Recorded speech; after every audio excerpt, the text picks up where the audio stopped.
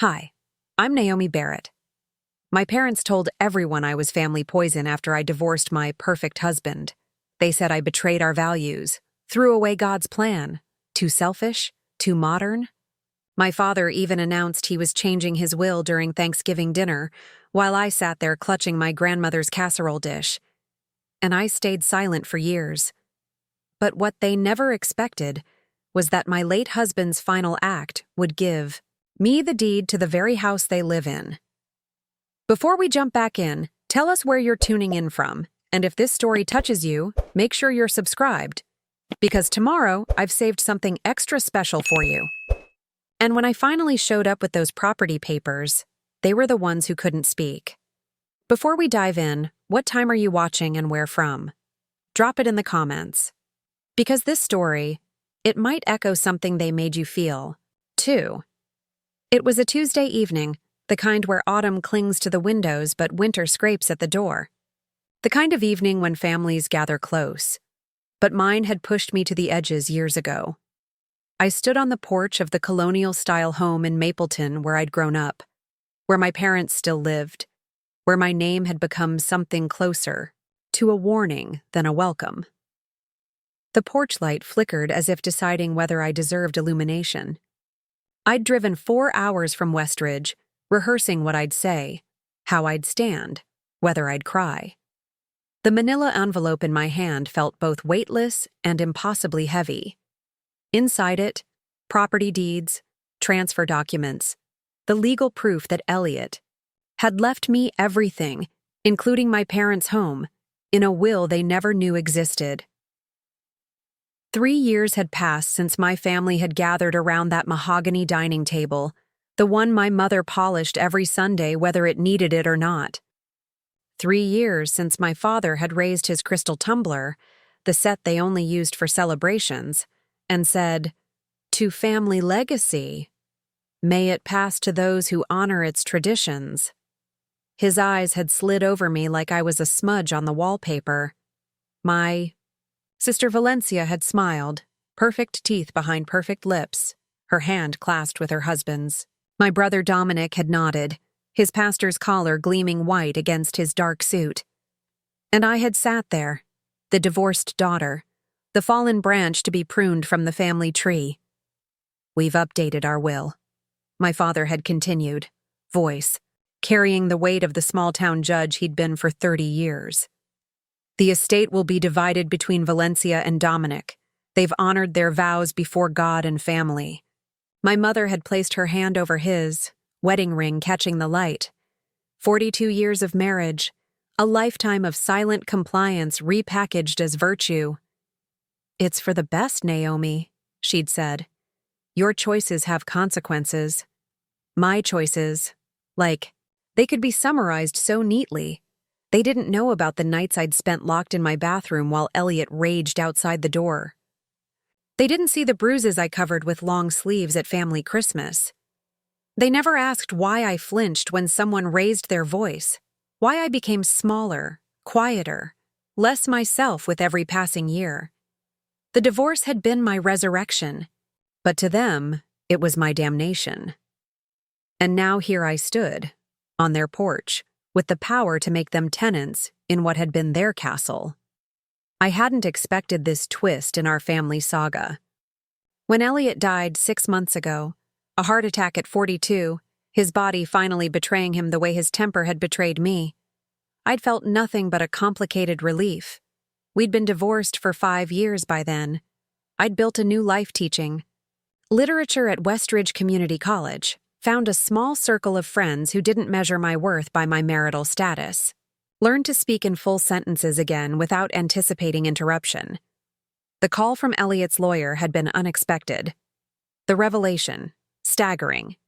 "He purchased your parents' property 7 years ago," Mr. Thornton had explained, his voice crackling over the phone. "Apparently, your father needed to liquidate some assets during the recession, but didn't want to lose the house. Mr. Barrett bought it through a holding company, allowed your parents to remain as tenants with nominal rent. The agreement specified they would never know the identity of the owner." I'd sat down hard on my kitchen stool, the world tilting sideways. But why would he do that? I'd asked. Mr. Barrett indicated in his instructions that it was, and I quote, insurance against their righteousness. In death, Elliot had shown more complexity than I'd credited him with in life. He'd been cruel in so many ways, manipulative in countless others, but he'd also recognized something fundamental about my parents that had taken me decades to see. Their moral certainty was built on a foundation of facades. And now, that foundation belonged to me. I hadn't decided what I would do with this power. I'd spent 3 months carrying the knowledge like a stone in my pocket, taking it out occasionally to examine its weight and angles. I could evict them. I could raise their rent to something unmanageable. I could sell the property and force them to move, or I could do what they never did for me, offer grace without conditions. The porch light steadied as I raised my hand to knock. Through the beveled glass panels, I could see movement.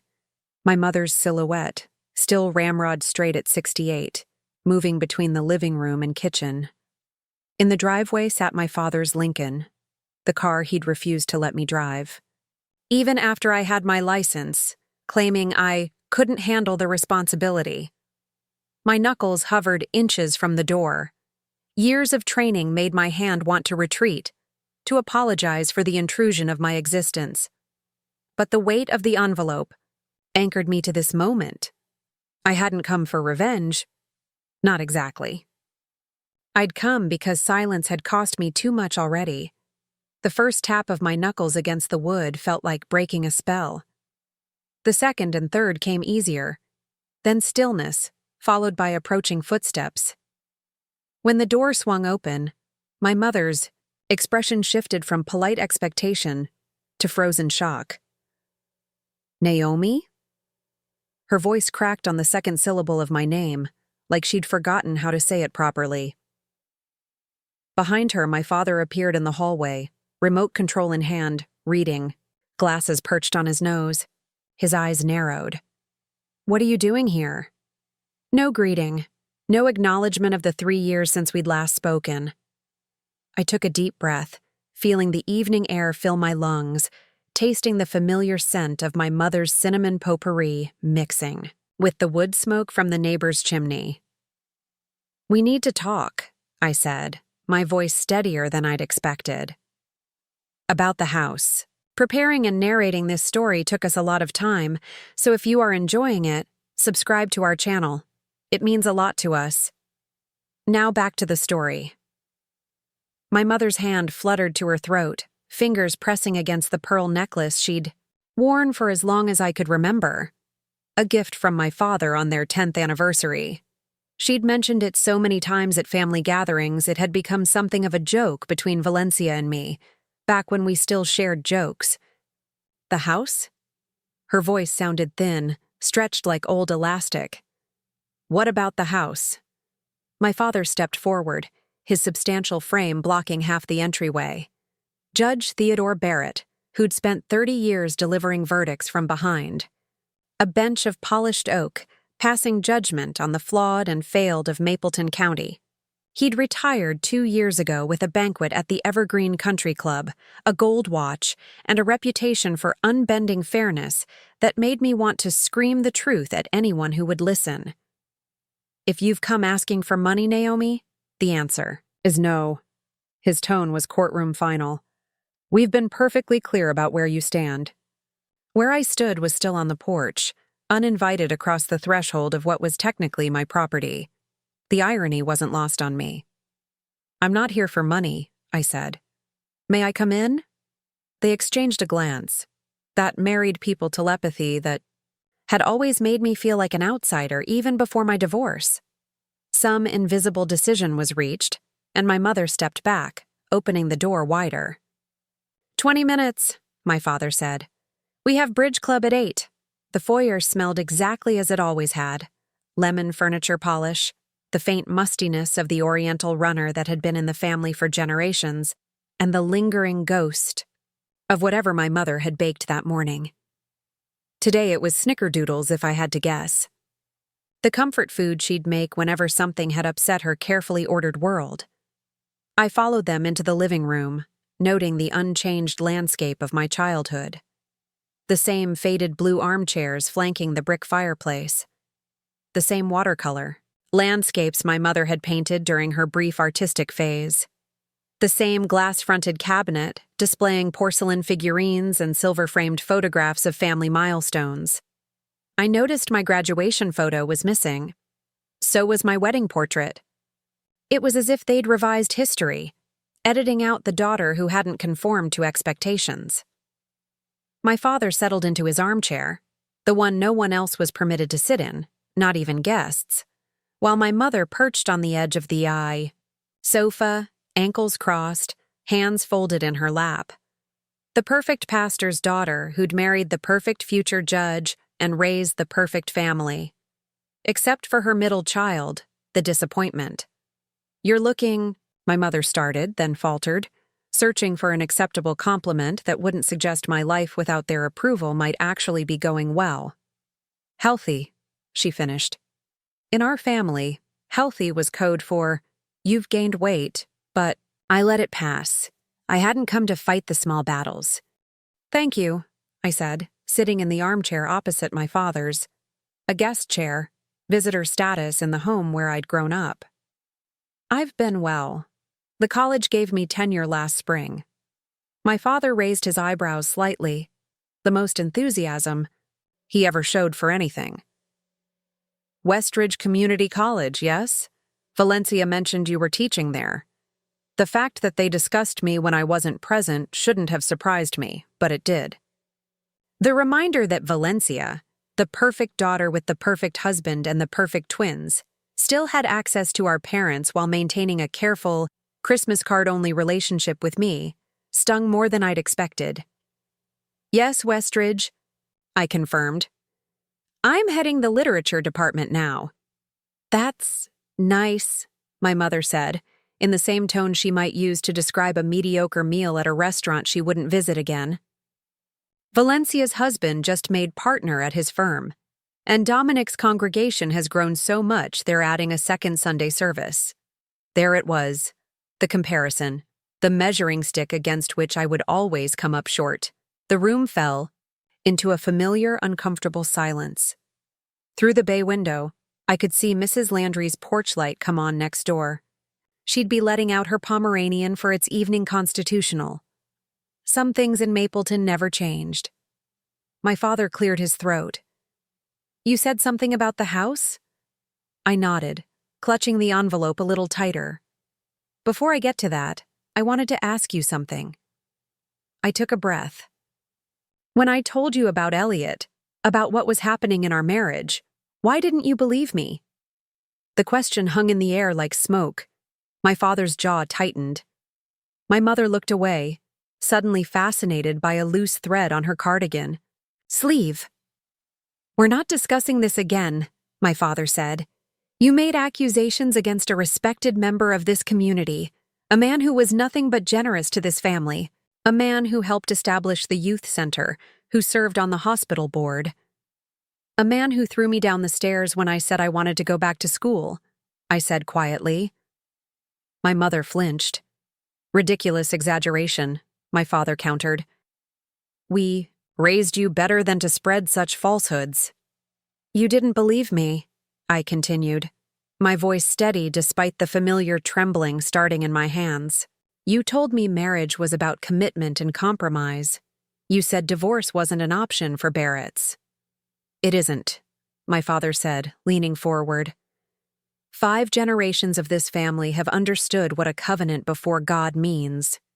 Your great-grandparents survived the Depression together. Your grandmother nursed your grandfather through polio. Your mother stood by me through 2 failed elections before I won my judgeship. Marriage isn't disposable, Naomi. It isn't something you discard when it becomes inconvenient. Inconvenient, I repeated, the word tasting bitter. Is that what you call it when your husband monitors your phone calls? When he accidentally breaks your fingers closing the car door after you speak to another man? When he— That's enough. My mother interrupted, her voice sharp. If half of what you claimed was true, there would have been evidence. Your father was a judge. Do you think he doesn't know what real abuse looks like?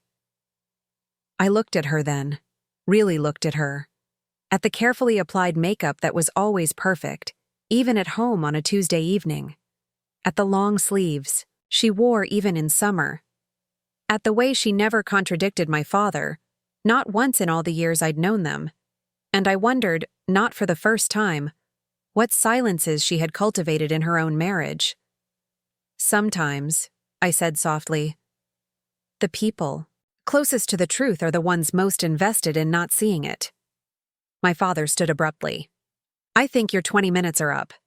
If you've only come to rehash old grievances— I've come about the house, I said, opening the envelope at last.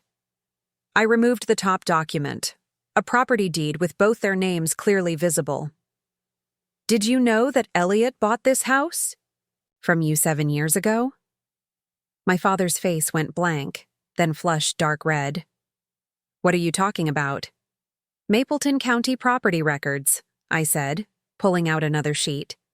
The holding company you sold to, Barrett Holdings LLC, it was Elliot's. He created it specifically to buy this house without you knowing it was him. My mother made a small sound somewhere between a gasp and a whimper. That's impossible, my father insisted, though his voice had lost its judicial certainty. We sold. To a corporation during the recession, yes, but we arranged a leaseback. We still live here.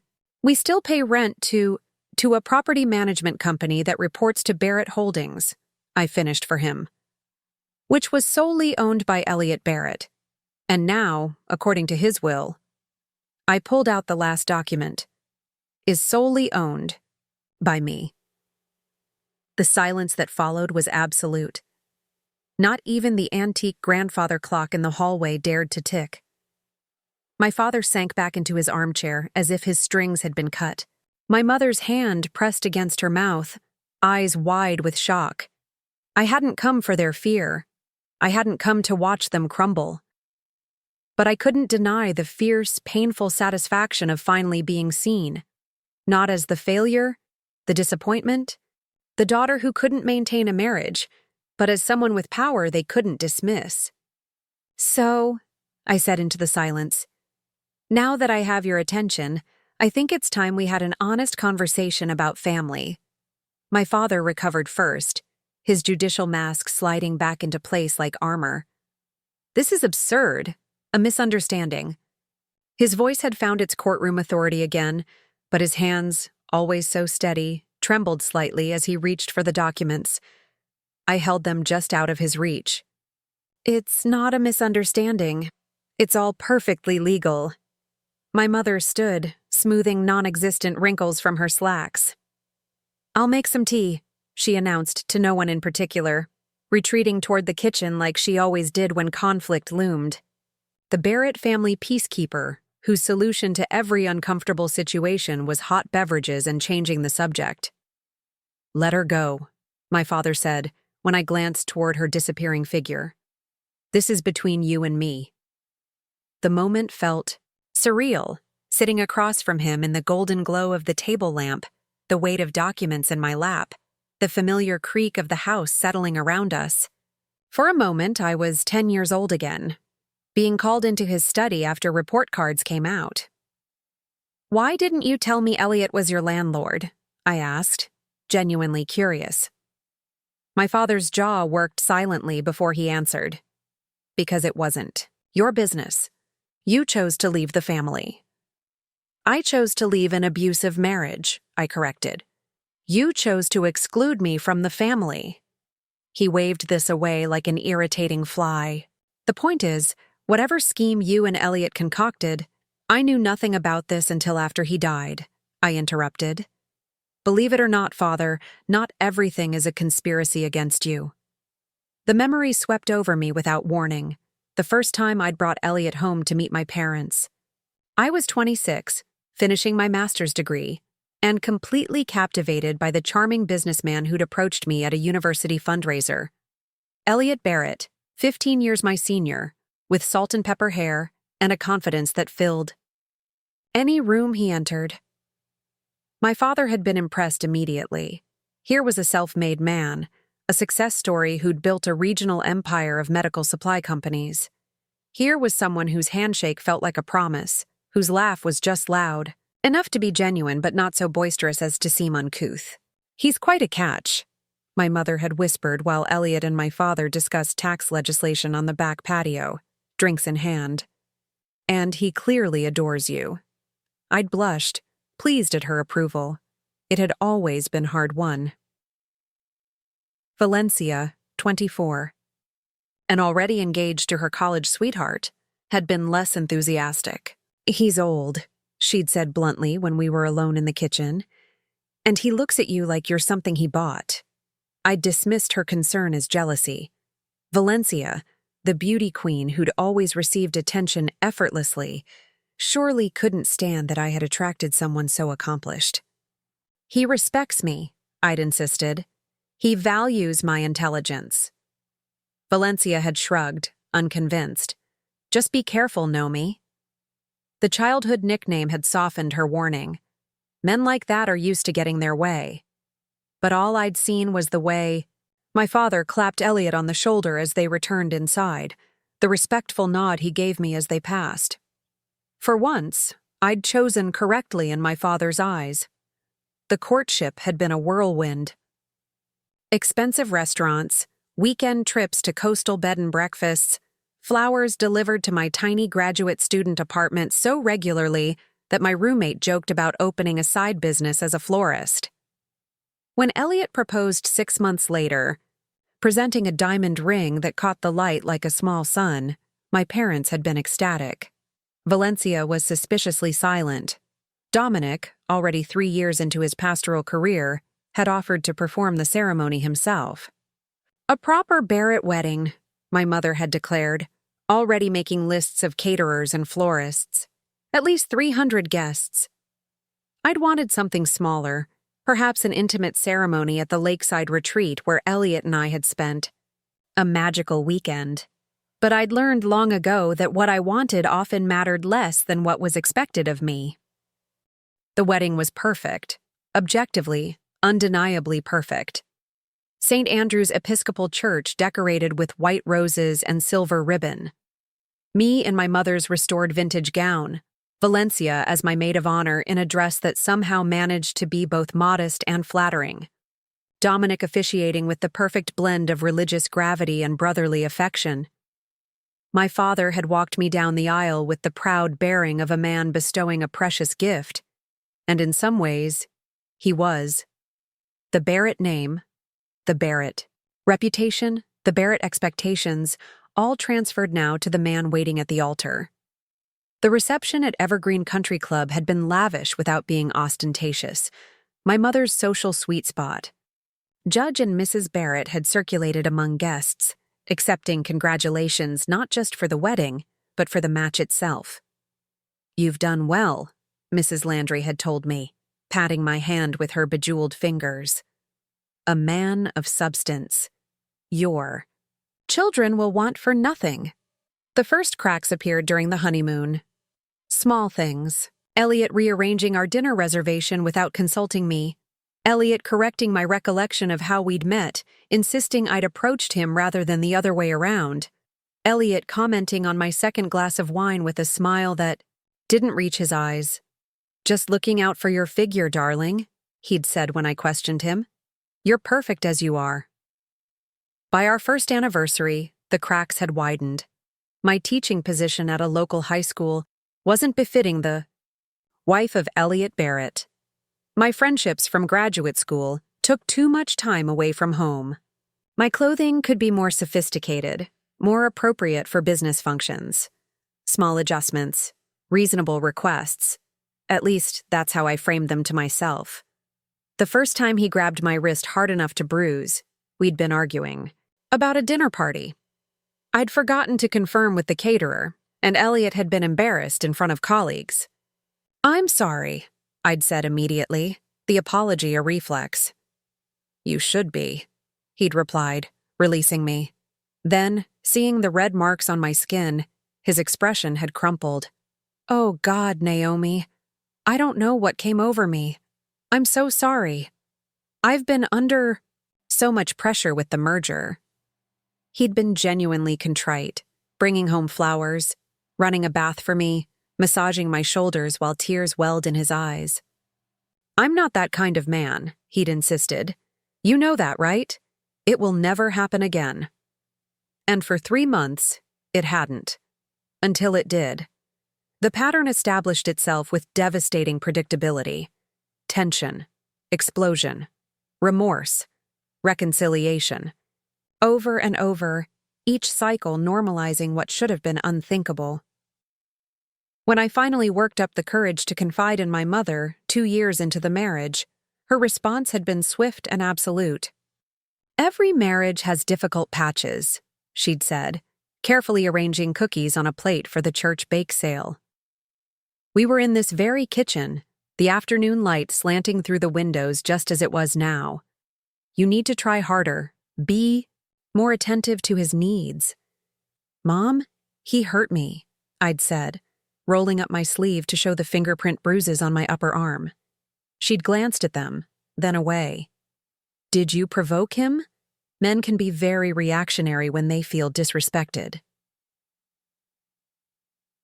The betrayal had been so complete, so unexpected, that I couldn't find words to respond.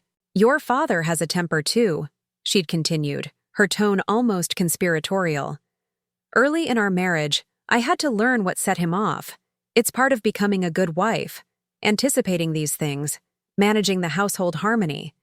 "You're saying this is normal?" I'd asked, my voice hollow. "I'm saying marriage isn't a fairy tale, Naomi. It's work. It's compromise." She'd placed the last cookie on the plate with precision. "You always did have such unrealistic expectations." When I'd approached my father later that week, his response had been even more devastating.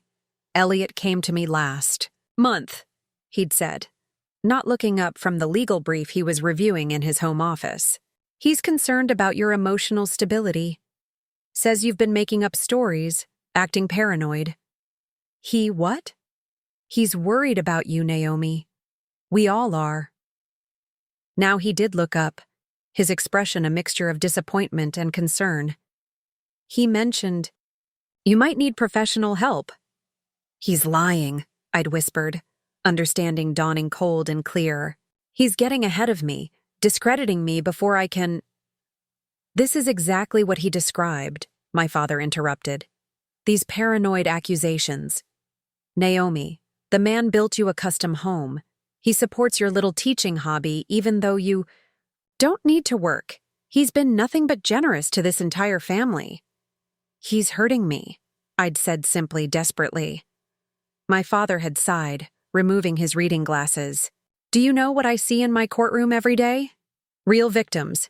Women with broken bones, burns, knife wounds.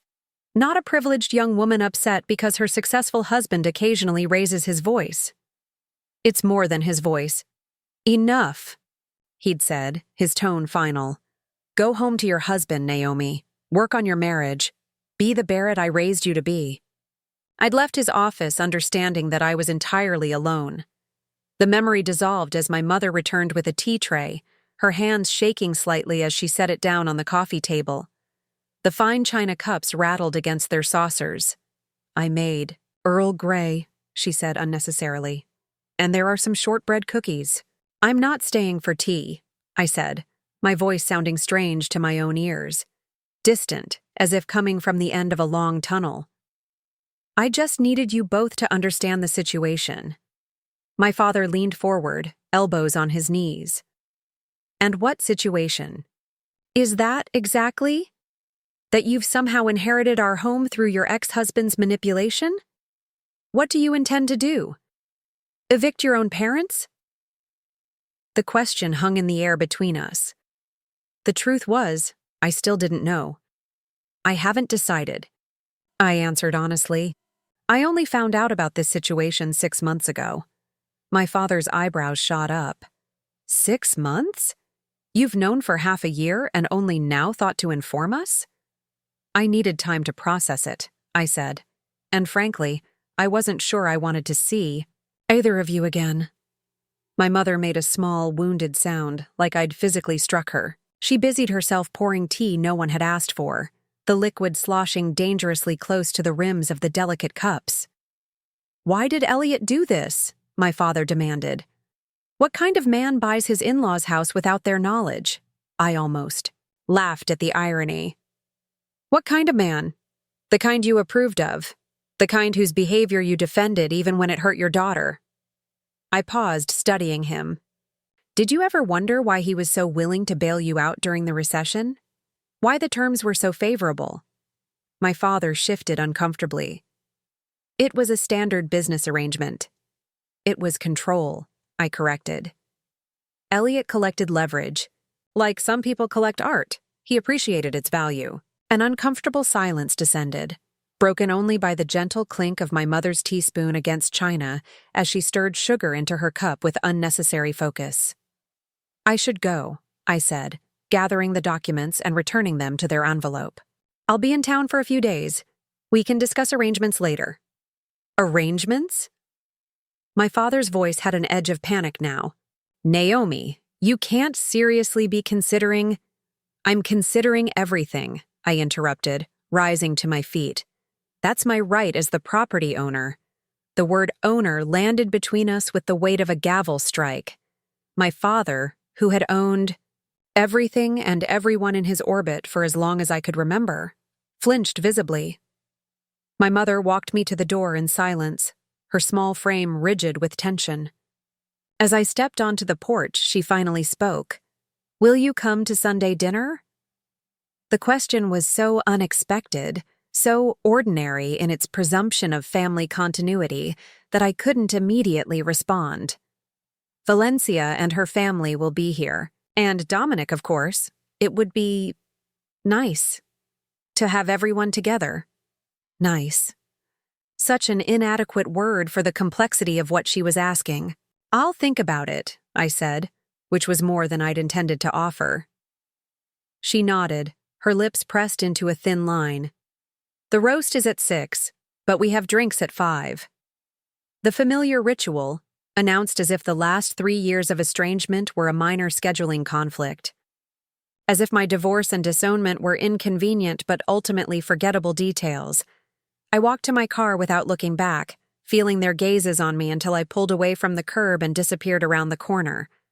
The Mapleton Inn wasn't exactly 5-star accommodations, but it was clean and quiet, and most importantly, not my parents' house. I checked in, declined the front desk clerk's curious questions about what brought me back to town, and retreated to a room that smelled faintly of industrial cleaner and the previous occupant's perfume. I set the property documents on the desk, kicked off my shoes, and lay back on the bed, staring at the popcorn ceiling as if it might offer some guidance. What exactly had I hoped to accomplish by coming here? Justice? Revenge? Reconciliation? The truth was messier than any single motivation. My phone buzzed with a text from Valencia. "Heard you're in town. Sunday dinner?" Mom's beside herself. News traveled fast in Mapleton. I wondered which of the neighbors had spotted my car in the driveway and started the gossip mill turning. Probably Mrs. Landry, whose bay window offered a perfect surveillance post for Barrett family comings and goings. I didn't respond to the text. Valencia and I had been close once, sharing clothes and secrets and the particular burden of being Theodore Barrett's daughters. But that connection had frayed long before my divorce. She'd chosen sides early and decisively, becoming the daughter my parents could showcase in my absence. Sleep eluded me that night, memories cycling through my mind like scenes from someone else's life. By morning, I'd made no decisions but felt compelled to get out of the hotel room, away from the 4 walls closing in on my thoughts. The Percolator had been Mapleton's premier coffee shop since I was in high school, though back then it had been called Java Junction. The name had changed, but the mismatched furniture and the smell of fresh ground beans remained the same. I ordered a latte and claimed a small table by the window, watching as the town came to life on a crisp Wednesday morning. I recognized faces as they passed. Mrs. Chen from the dry cleaners, old Mr. Peterson, who still walked his ancient retriever every morning at 8 sharp, the Gonzalez twins who had been in Valencia's class and now apparently worked at the bank across the street, judging by their matching navy suits. Mapleton hadn't changed much. 3 stoplights, 1 main street of businesses, neighborhoods radiating outward like growth rings on a tree. The Barrett family had roots here going back to the town's founding, a fact my father mentioned whenever the opportunity arose. I was halfway through my latte when Helen Abernathy walked in, spotted me, and froze momentarily before her social training took over. The president of the Mapleton Women's League, a position my mother had held before her, Helen had been one of the most vocal supporters of Elliot's character during my divorce. "Naomi," she exclaimed with manufactured delight, approaching my... "What a lovely surprise! Are you visiting your parents?" Her emphasis on the word visiting made it clear she assumed my presence was temporary, an intrusion to be tolerated briefly, then forgotten. "Hello, Helen," I said, forcing a polite smile. "Yes, I'm in town for a few days." She nodded, her gaze sweeping over me in a quick assessment. "How nice. And how are you adjusting? Life after divorce can be so challenging for women our age." I was 35, hardly on the shelf. "I'm doing very well, thank you. I have tenure at Westridge College now." "Oh, teaching." Her smile tightened. "How fulfilling that must be for you." The condescension was so familiar it almost felt like home. In Helen's world, in my parents' world, a woman teaching literature at a community college might as well be running a roadside vegetable stand. Necessary work, perhaps, but not the sort of thing one aspired to. "Very fulfilling," I agreed, taking a deliberate sip of my latte. "And you? Still running the Women's League with an iron fist?" She laughed as if I'd paid her a compliment. "Someone has to maintain standards. Your mother was such a wonderful president before me. Those are difficult shoes to fill." She paused, her expression shifting to one of exaggerated sympathy. We're all so sorry about your situation, just heartbroken. Elliot was, well, he was such a pillar of the community. There it was, the party line. Poor Naomi, who couldn't keep her marriage together. Saintly Elliot, who endured such a difficult wife. "Yes, he certainly built quite a reputation," I said carefully. People rarely saw beneath the surface. Helen's smile never wavered, but her eyes narrowed slightly. "Well, I should let you enjoy your coffee. Will we see you at the Sunday service? Your brother is giving a special sermon, I hear." "I haven't decided," I said, the same answer I'd given my mother about dinner. "You should come. Show everyone you're doing well." The pause spoke volumes. Bygones should be bygones, don't you think? Family is so important. Family. The word had become a weapon in Mapleton, a cudgel used to enforce conformity. Family meant silence. Family meant appearances.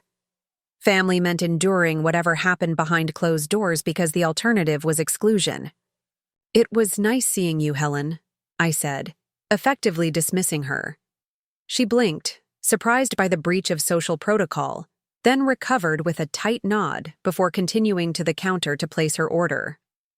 I watched her pull out her phone, while waiting for her coffee, thumbs flying over the screen, no doubt updating someone, possibly everyone, about our encounter.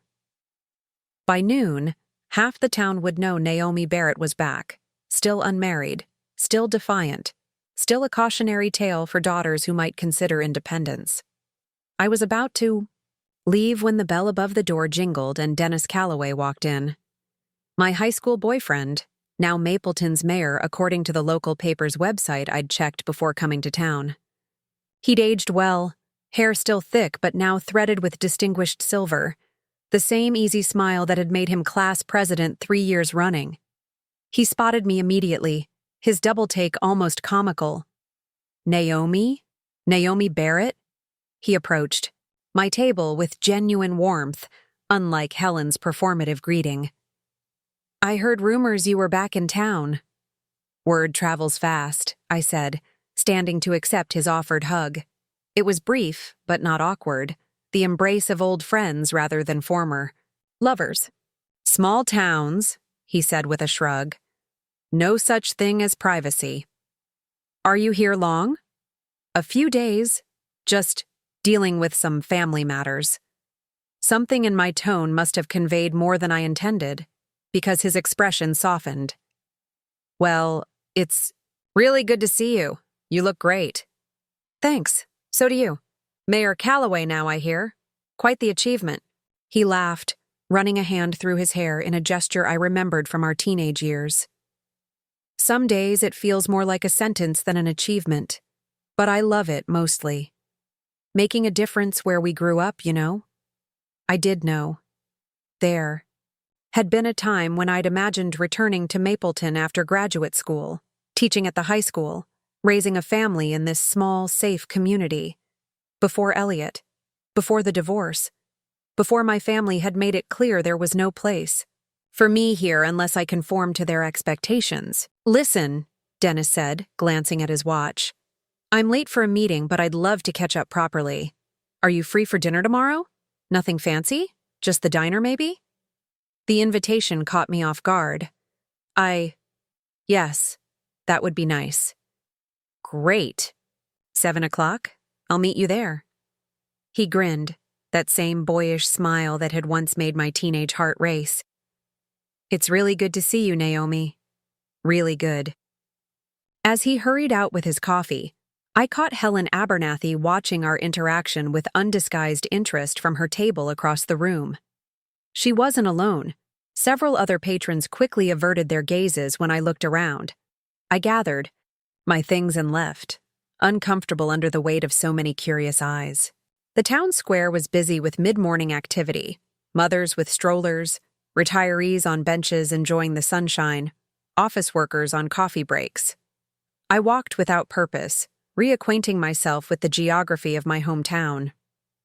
The courthouse, where my father had presided, the church where Dominic now preached, the boutique where Valencia had worked summers during college, the high school where I'd once been debate team captain and Dennis's prom date.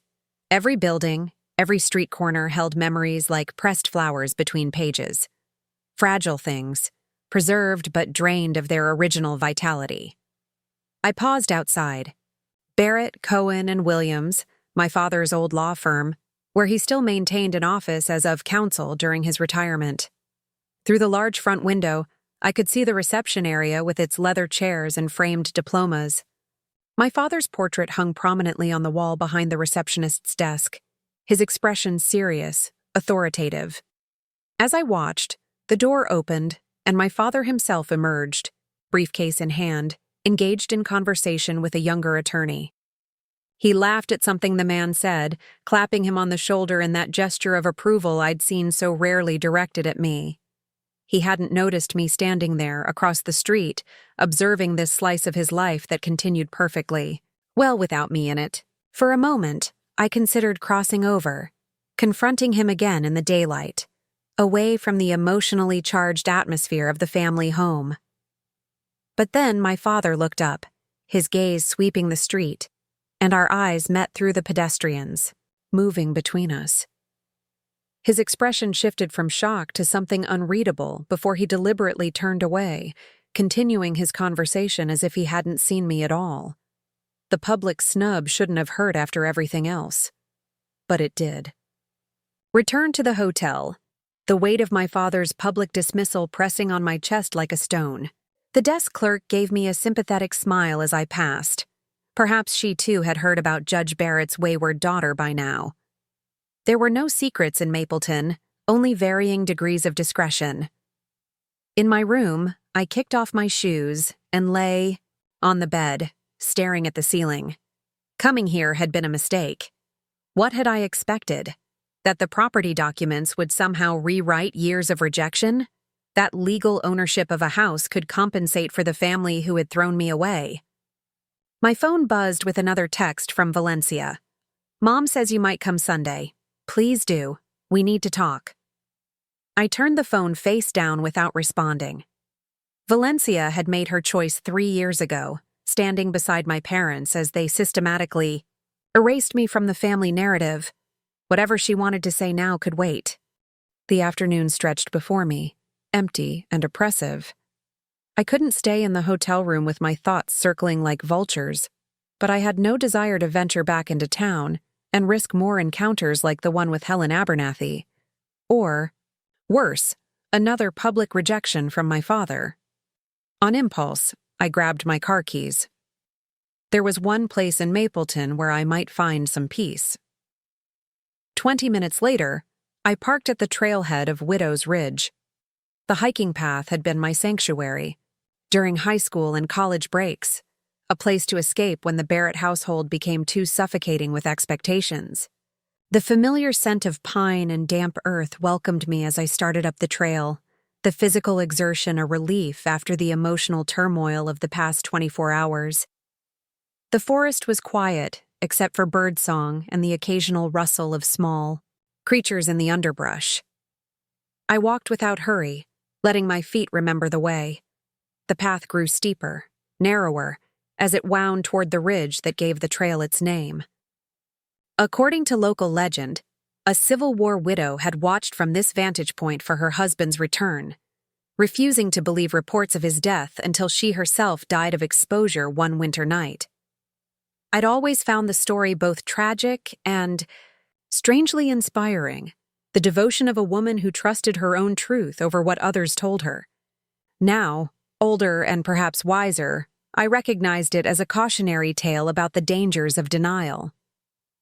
The overlook appeared through the trees, a natural stone platform jutting out from the ridge. From here, Mapleton was laid out below like a model town. The church spire, the courthouse dome, the neat grid of streets, the winding river that had once been the town's economic lifeblood. My parents' house was visible too, its red brick and white columns making it one of the more distinctive homes in the old part of town. I sat on the flat rock where I'd spent countless hours as a teenager, writing in journals, reading books my father deemed too progressive, dreaming of a life beyond Mapleton's boundaries. It was here, on this very rock, that I'd first told Dennis Calloway I loved him during our senior year. Here, that I'd opened my acceptance letter to graduate school, too afraid to do it at home where my father might see my disappointment if the answer was no. Here that I'd come after my first serious fight with Elliot, 6 months into our marriage, trying to convince myself that his anger was justified, that I needed to try harder. And it was here, on this ridge, that I'd made the decision to leave him. The memory washed over me, as vivid as if it had happened yesterday instead of 8 years ago. I'd driven up here in a panic, my left eye swollen half shut, blood drying on my split lip. Elliot had been drinking more heavily than usual, frustrated by a business deal gone sour. I'd made the mistake of suggesting he call it a night, put the work away, get some rest. "Don't tell me what to do in my own house," he'd growled, his eyes unfocused, but his rage perfectly targeted. "I'm just worried about you," I'd said, trying to keep my voice soothing, non-confrontational, all the techniques I'd learned over 2 years of walking on eggshells. "Worried?" He'd laughed, ugly and mean. "You're worried I'll see through you, that I'll realize what a mistake I made. Elliot, please, let's just go to bed.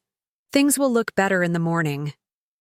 I'd reached for his arm, intending to guide him away from his home office, away from the half-empty bottle of scotch on his desk.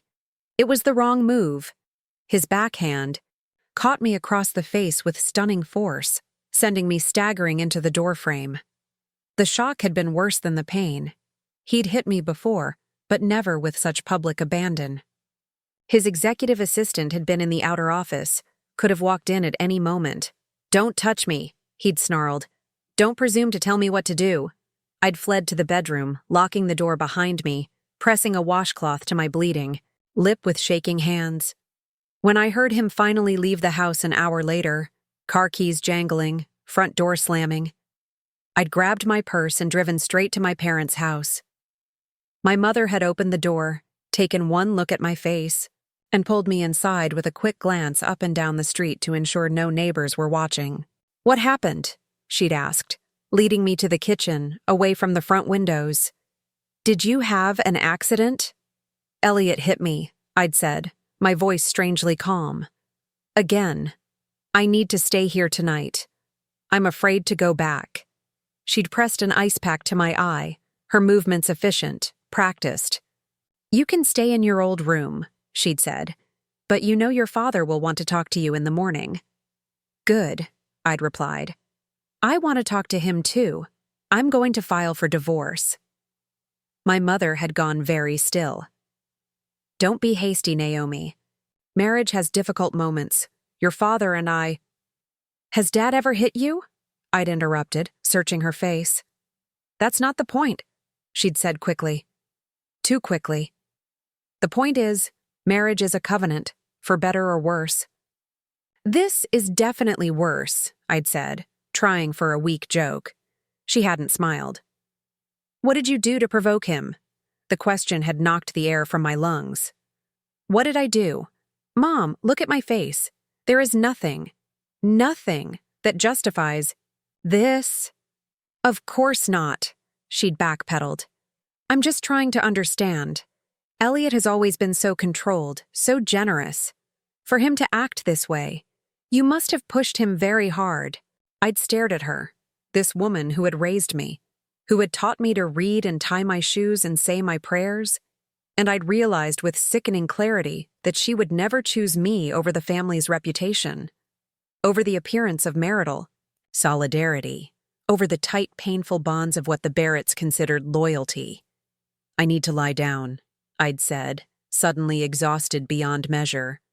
My old bedroom had been converted to a guest room by then, my personal touches erased, replaced, with neutral decor suitable for visiting relatives or friends from my parents' social circle. I'd lain awake most of the night, ice pack melting against my swollen face, making mental lists of what I would need to do.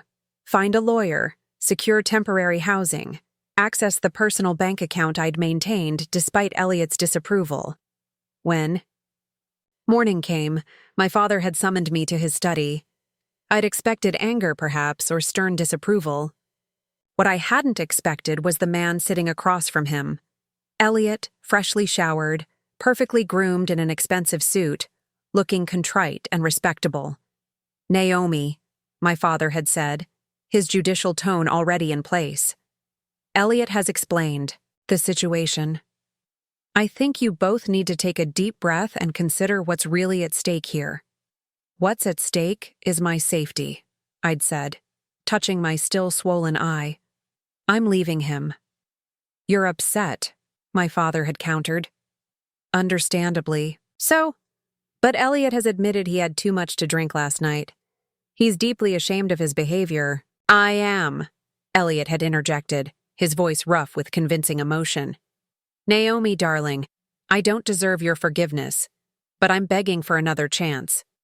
"How many chances should I give you?" I'd asked, my voice steadier than I felt. "This isn't the first time. You know that, right, Dad? This has been happening for years." My father had frowned, glancing between us. "Elliot has assured me that while there have been arguments, last night was an isolated incident exacerbated by alcohol and stress.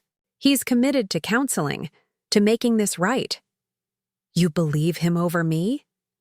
The question had escaped before I could censor it, raw with hurt and disbelief. My father's expression had hardened. "I believe in the sanctity of marriage vows, Naomi. I believe in working through problems, not running away from them. You made a commitment before God and this family." I didn't commit to being a punching bag. "Don't be dramatic," he'd said dismissively. "You have a bruise, not a broken bone. Couples argue. Sometimes things get heated. The question is whether you're willing to put in the work to save your marriage." I'd looked from his impassive face to Elliot's calculated contrition, and something inside me had finally broken free. Some last desperate hope that my father would protect me, believe me, choose me. "I'm leaving him," I'd repeated, standing up. "I'm filing for divorce, And if you can't support me in that, I'll do it without you. If you pursue this foolishness, my father had said, his voice dropping to a dangerous register, you do it without the Barrett name, without Barrett resources, without Barrett connections. Theodore, Elliot had said, playing the reasonable mediator. Let's not make threats. Naomi is upset. We all need time to reflect. No, I'd said, oddly calm in the face of my father's ultimatum. He should be clear. Are you saying you'll disown me if I leave an abusive marriage? I'm saying there will be consequences for breaking your vows without making every effort to reconcile. Elliot is willing to try. Why aren't you? The question had hung in the air between us, revealing the unbridgeable chasm in our understanding of what marriage should be, what family should mean, what a father should do when his daughter comes to him bruised and frightened. I'd left their house that morning and driven straight here to Widow's Ridge to think and plan and grieve. By sunset, I'd made my decision. By the end of the week, I'd filed for divorce and moved into a small apartment near the community college where I taught. By the end of the month, I'd been served with papers from my father's attorney, formally removing me from the family trust. The divorce had been ugly, protracted, and public. Elliot had used every resource at his disposal to paint me as unstable, ungrateful, unfaithful, anything to distract from the truth.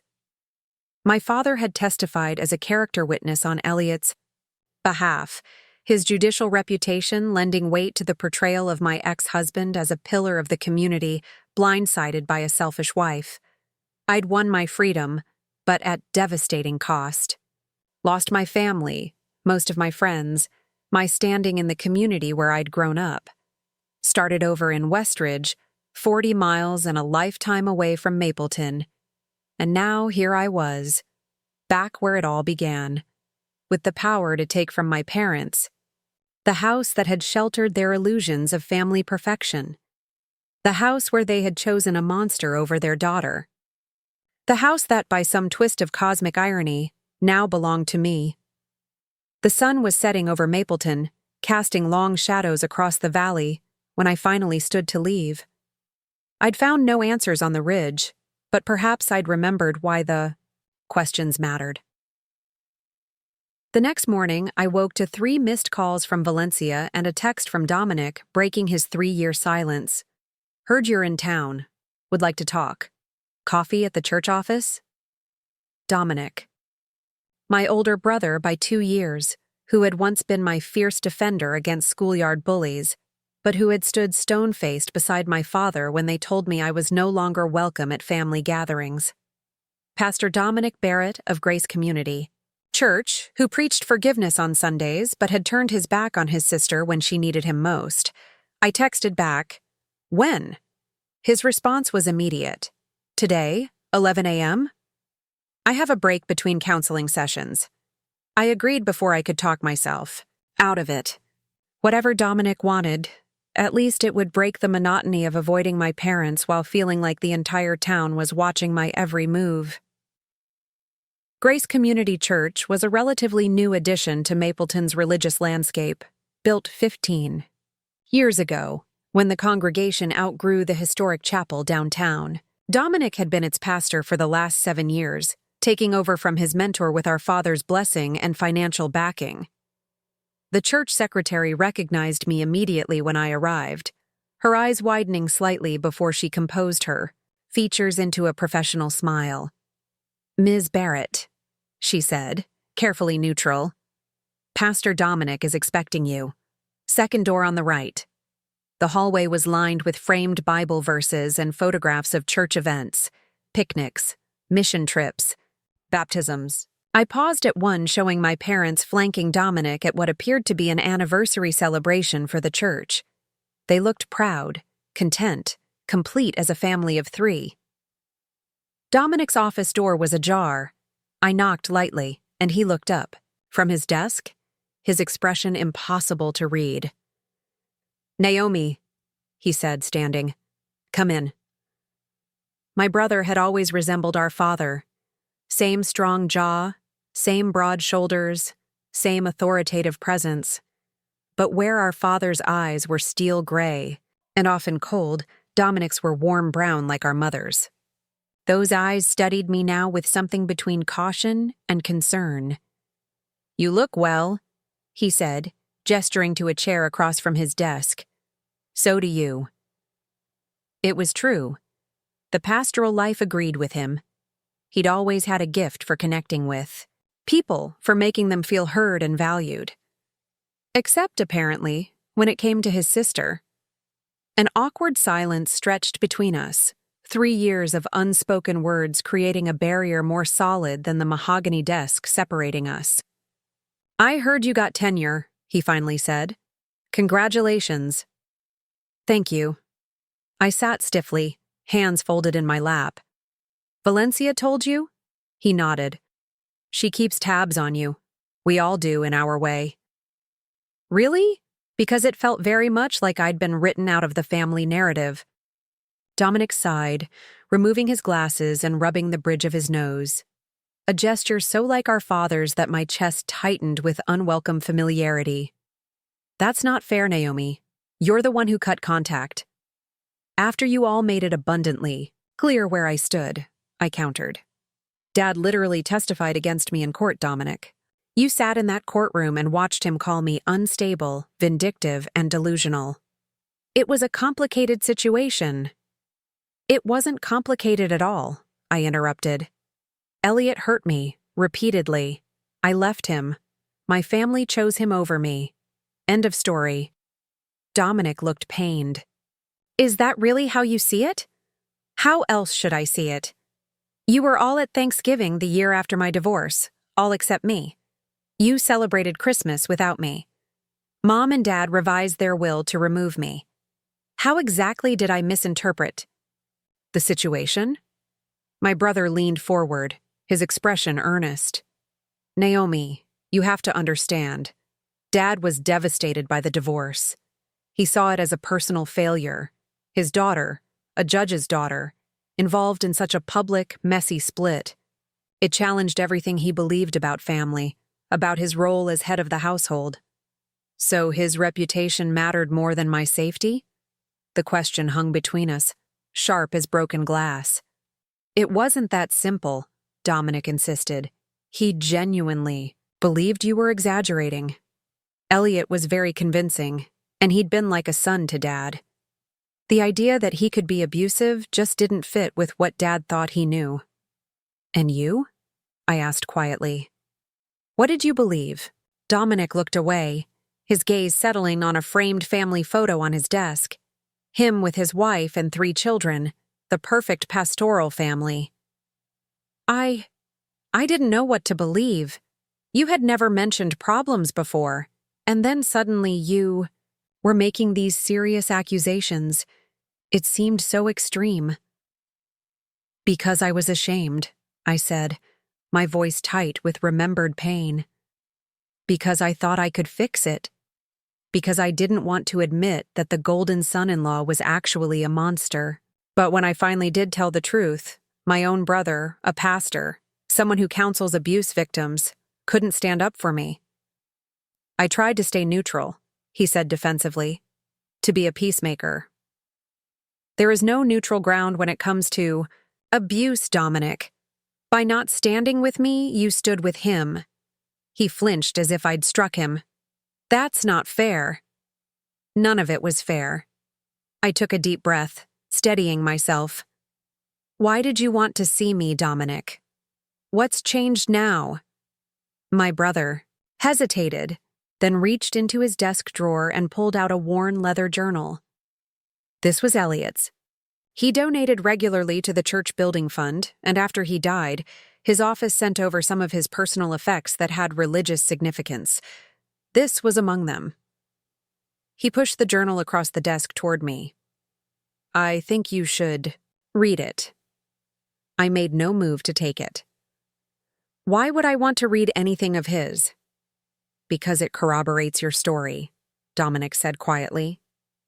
"Because he wrote things down.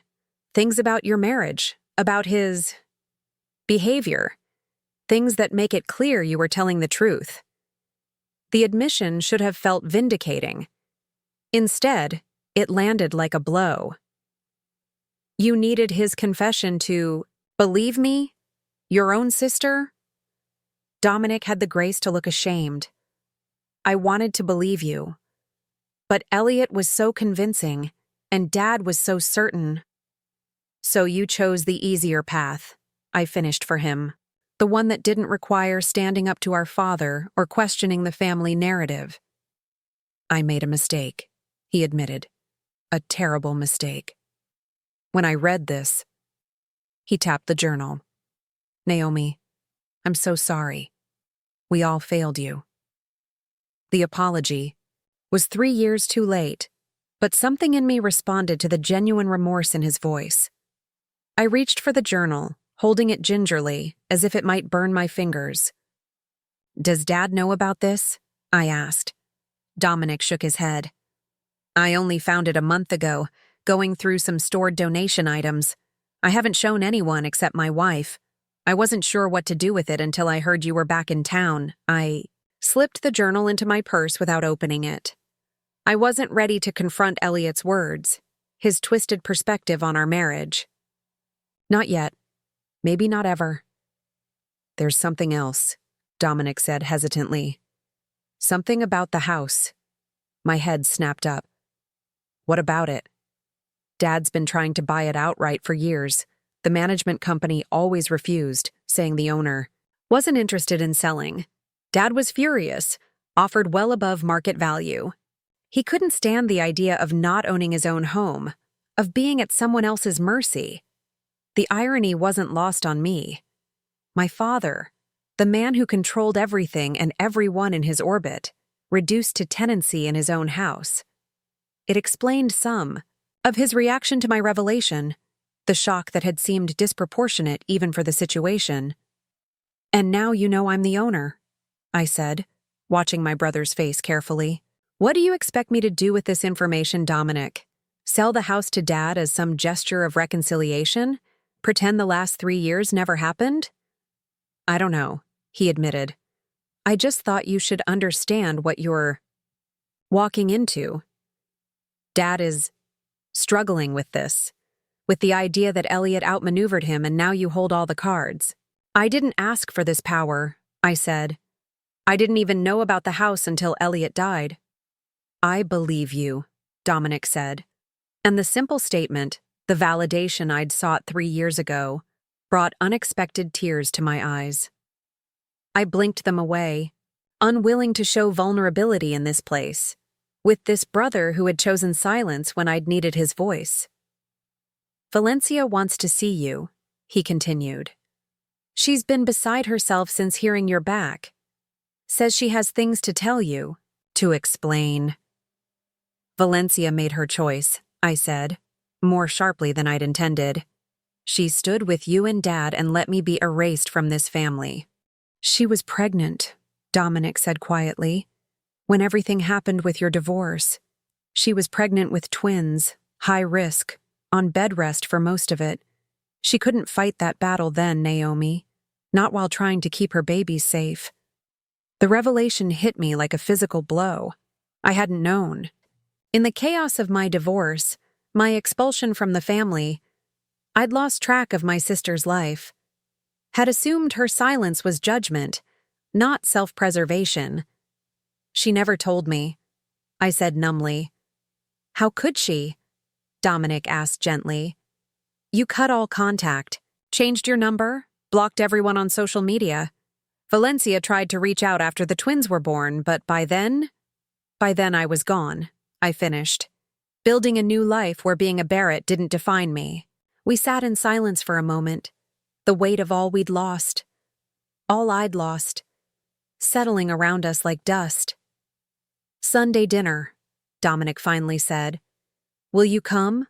For Valencia, if not for Mom and Dad, for the chance to meet your nieces. I had nieces. 3-year-old girls I'd never met, who didn't know they had an aunt named Naomi. The thought made my chest ache with a specific kind of grief I hadn't allowed myself to feel until now. I don't know, I said honestly. I have dinner with Dennis. Callaway tonight, and I'm still processing everything. Dominic's eyebrows rose slightly at the mention of Dennis. The mayor? That's interesting. It's just dinner, I said, defensive without quite knowing why. Old friends catching up. Of course. My brother's tone was carefully neutral. Just be careful, Naomi. The whole town is watching. I'm not 18 anymore, Dominic. I don't care what Mapleton thinks of me. He smiled sadly. Don't you? Then why come back at all? Why confront Mom and Dad about the house? Why not just sell it to strangers and be done with all of us? The question hung between us, uncomfortably perceptive. Why had I come back? To confront. My parents, yes. But to what end? What closure did I think I would find here? I should go, I said, standing abruptly. Thank you for this. I gestured vaguely to the journal in my purse. Dominic rose too, coming around the desk as if to embrace me, then stopping himself when he saw me stiffen. I'm sorry, Naomi. Truly. For all of it. For not believing you. For not standing with you when you needed me. The apology was genuine, I could see that. But it was like offering a bandage for an amputation. Too little, too late for the damage done. I'll think about Sunday, I said, which was as much as I could offer. He nodded, accepting the non-commitment. Valencia will be at the Garden Cafe. For lunch tomorrow. Noon. If you wanted to see her before then. The suggestion was delivered casually, but I recognized it for what it was. An orchestrated opportunity for reconciliation. The Garden Cafe was public enough that neither of us could make a scene, intimate enough for a real conversation. I'll think about that too, I said, and left before he could say anything else, before the complicated tangle of emotions, anger, hurt, longing, relief, could overwhelm my carefully maintained composure. In the church parking lot, I sat in my car for several minutes, Elliot's journal burning a hole in my purse. Part of me wanted to drive straight back to the hotel and read every word, to finally have validation for what I'd endured. Another part wanted to throw it in the nearest trash can, to refuse him even this posthumous influence over my life. In the end, I placed it in the glove compartment. Whatever confessions it contained could wait. I had decisions to make about the living, not the dead. The Mapleton diner hadn't changed in the 12 years since I'd worked there as a summer job during college breaks. Same vinyl booths in faded teal, same jukebox in the corner that played mostly country classics, same homemade pie display case by the register. The only concession to the passage of time was a new espresso machine gleaming behind the counter. Mapleton finally catching up with coffee trends from a decade ago.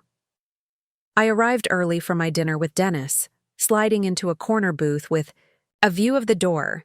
The waitress, Betsy, according to her name tag, brought water without my asking, studying me with the speculative gaze of someone trying to place a familiar face. You're Judge Barrett's girl, aren't you? She finally asked. The middle one. Taught over at Westridge now? That's right, I said, resigning myself to being identified primarily through my father, even after all this time. Naomi. Thought so. She nodded, satisfied. You dating our mayor now? The question was delivered with the blunt curiosity unique to small towns where everyone's business was communal property. Just old friends catching up, I said, reaching for the menu though I already knew I'd order the meatloaf special. Some traditions were worth preserving. Betsy looked disappointed, but didn't press further. Let me know when you're ready to order. I watched her retreat to the counter, where she immediately bent to whisper to another waitress, both glancing my way. The Mapleton Gossip Network was operating at peak efficiency. Dennis arrived precisely at 7, his mayoral punctuality apparently extending to social engagements. He spotted me and waved, stopping to greet several diners on his way to our booth. The politician's instinct for pressing flesh and remembering names clearly well developed. Sorry about that, he said, sliding in across from me. Hard to turn it off sometimes. Mayor Calloway never off duty? I teased, surprised at how easily we fell into the familiar rhythm of our old friendship. He grinned, removing his suit jacket and loosening his tie. Something like that. Small towns, you know. Everyone always wants something fixed or approved, or funded. Some things never change, I agreed. Including this diner's menu, apparently. Don't knock tradition, Dennis said, not bothering to open his menu. I've had the meatloaf special every Thursday for the past 5 years. No, me too. I mean, not here, but at a place near the college. He laughed. Great minds, or just creatures of habit. Betsy returned, notepad ready. The usual, Mr. Mayor? You'd know it, Betsy. And a sweet tea. Same for me, I said. And maybe a slice of coconut cream pie for later? Coming right up.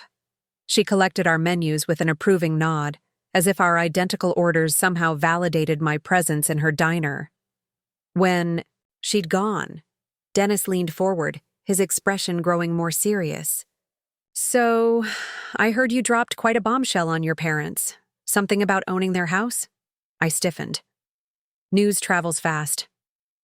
Helen Abernathy's husband plays golf with your father, he explained apologetically. And Helen's never met a piece of gossip she didn't want to broadcast. It's complicated, I said, not ready to delve into the whole sordid story. Legal stuff from Elliot's estate. Dennis nodded, accepting the vague explanation. I always wondered about that. Your divorce. I mean, it seemed so sudden from the outside. One minute you were Mapleton's golden couple. The next, well, people talk. I'm aware of what people say, I said, more sharply than I'd intended. That I was mentally unstable. That I threw away a perfect marriage. That I betrayed the Barrett, family values. Hey, Dennis said gently, reaching across the table to touch my hand. I never believed any of that. I knew there had to be more to the story. The simple statement, the validation without questions or conditions, made something in my chest unclench slightly. There was, I said quietly, a lot more. Dennis waited, giving me space to continue or change the subject. When Betsy returned, with our drinks I was grateful for the interruption, the chance to gather my thoughts. How did you end up as mayor? I asked, deliberately steering us towards safer ground. Last I heard you were working for your dad's insurance company. Dennis accepted the shift gracefully. I was, for 5 miserable years.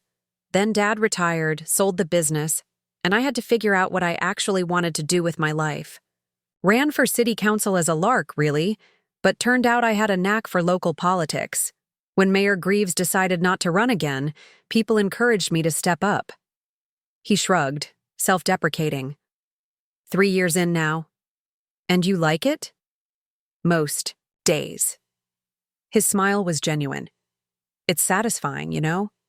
Making decisions that actually affect people's daily lives. Fixing the potholes, expanding the public library, negotiating with developers to preserve the town's character.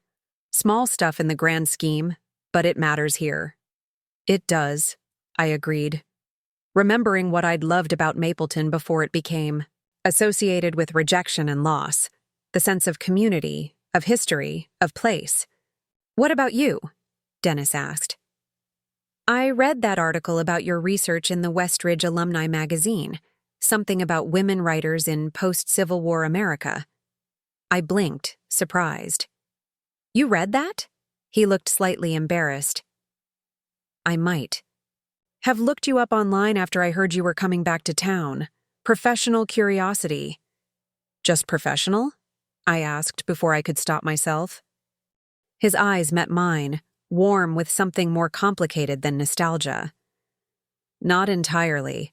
The moment stretched between us, taut with possibility, until Betsy appeared with our meatloaf specials, breaking the tension. Extra gravy on yours, Mr. Mayor. Just like you like it, she announced, setting down our plates with a flourish. Anything else I can get you folks?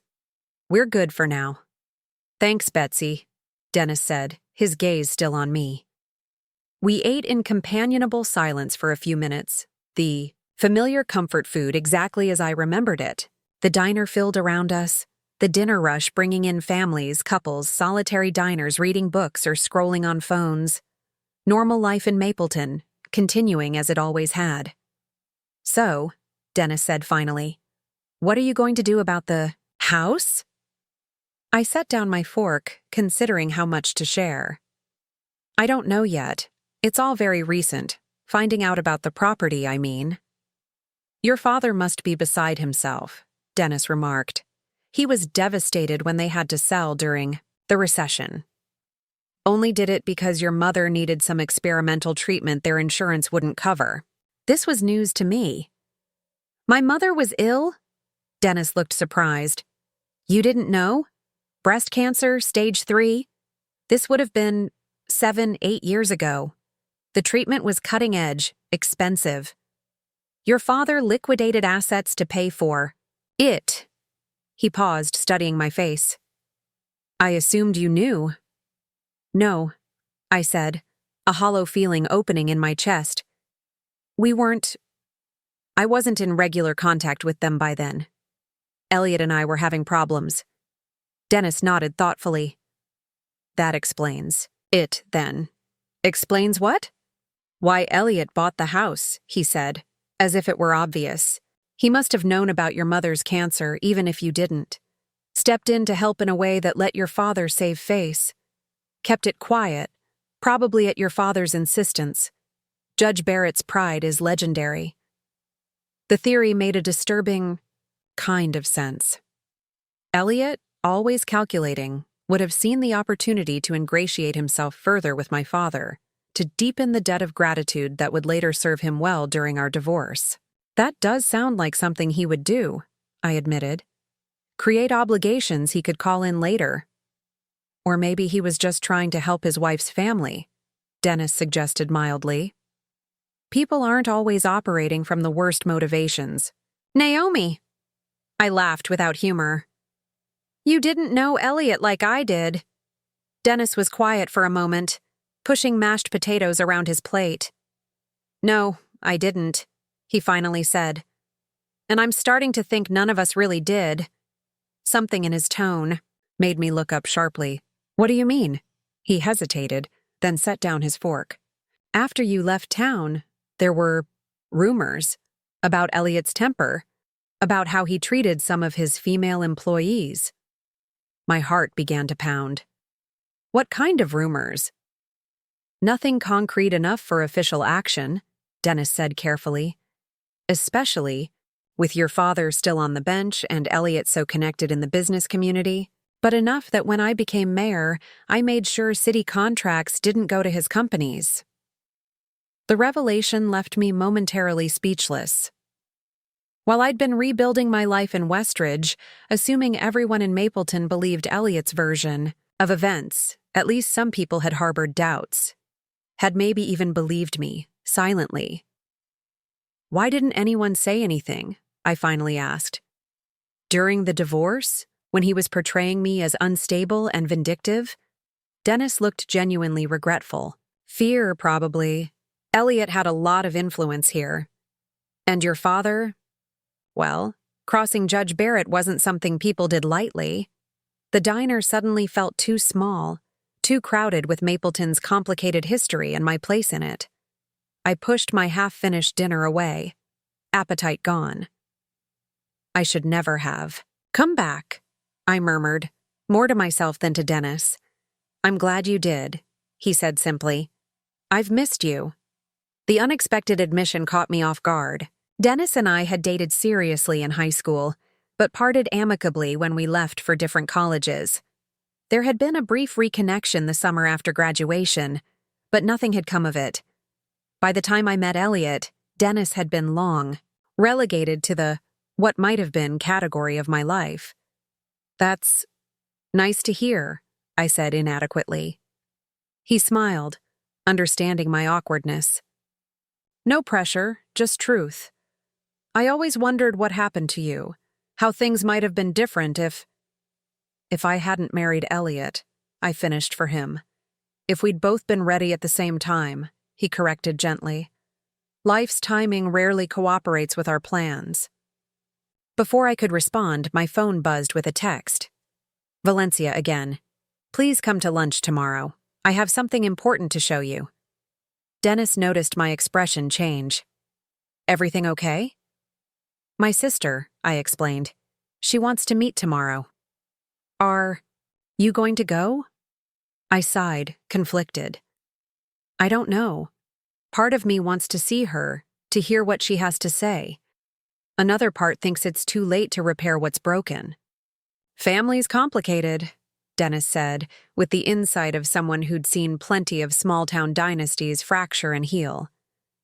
But in my experience, it's rarely too late if both sides actually want reconciliation. That's a big if, I said. Skeptically, true. He signaled to Betsy for the check. But you're here, aren't you? That says something about what you want, even if you're not ready to admit it to yourself. The observation was uncomfortably perceptive. Why had I come back to Mapleton, confronted my parents, agreed to see Dominic?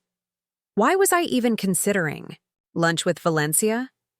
If I truly wanted nothing to do with my family, I could have handled the property matter through lawyers, from a safe distance. Maybe, I conceded. Or maybe I just wanted to see their faces when they realized I held the deed to their precious house. Dennis didn't look convinced. Revenge isn't your style, Naomi. Never was. You were always the compassionate Barrett, the one who saw deeper than appearances. People change, I said, suddenly defensive. 8 years of marriage to Elliot changed me. Did it? Dennis asked quietly. Or did it just bury parts of you that are finally resurfacing now that you're free of him? The question lingered between us as Betsy dropped off the check, which Dennis immediately reached for. I've got this, he said when I protested. Mayor's privilege. Outside the diner, the evening had cooled, stars emerging in the clear spring sky. Dennis walked me to my car, both of us suddenly awkward, like teenagers after a first date. Thank you, I said, leaning against my car door. For dinner. For the conversation. For not assuming the worst about me. I never would, he said simply. Listen, there's a town fundraiser Saturday night at the community center. Nothing fancy, just a silent auction for the summer reading program. Would you consider being my +1? The invitation surprised me. Dennis, I'm only in town for a few days, and I'm not exactly Mapleton's favorite daughter right now. All the more reason to show up on the mayor's arm, he said with a grin. Political capital and all that. I laughed despite myself. Using me to boost your approval ratings? Absolutely, he teased. Plus, I genuinely enjoy your company. No. Pressure, though. Think about it? I will, I promised, and was surprised to realize I meant it. He hesitated, then leaned in to kiss my cheek, a gesture so reminiscent of our high school days that it sent an unexpected flutter through my chest. Good night, Naomi Barrett, he said softly. It really is good to have you back in Mapleton, whatever the circumstances. As I drove back to the hotel, I found myself considering possibilities I hadn't allowed myself to contemplate in years. Lunch with Valencia, Sunday dinner with the family, the fundraiser with Dennis, small tentative steps toward, what? Reconciliation? A new relationship with my hometown? A different future than the solitary one I'd resigned myself to for the first time since arriving in Mapleton. I felt something other than anger and hurt. A tiny spark of possibility, of hope, and that, more than anything, terrified me. Back in my hotel room, I retrieved Elliot's journal from my car and set it on the desk, still unopened. Whatever confessions it contained had shaped Dominic's change of heart, might shape Valencia's as well. Did I need to read it to decide my next steps, or would doing so only give Elliot power over me even in death? I left it there, a decision for another day, and instead texted Valencia. Noon tomorrow. Garden Cafe, just us, Her response came immediately. "Thank you. Just us, I promise." As I prepared for bed, my phone buzzed with another message. "Dennis. In case I wasn't clear earlier, that was me asking you on a date, in case you were wondering." I smiled despite myself, typing back, "I figured that out, Mr. Mayor." Still thinking about it. His reply made me laugh out loud. "Take your time. I've only been waiting 17 years.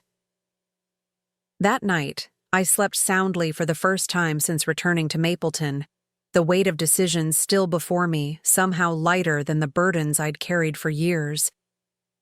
The Garden Cafe occupied what had once been Mapleton's first greenhouse, a Victorian glass structure now modernized with sleek furnishings while preserving the soaring, transparent ceiling and lush interior plantings. It was exactly the kind of place Valencia would choose: elegant, photogenic, and expensive enough to discourage casual drop-ins from curious townsfolk. I arrived 5 minutes early to find my sister already seated at a corner table, partially secluded by potted palms. She stood when she saw me, her composed expression betraying only the slightest tremor as our eyes met.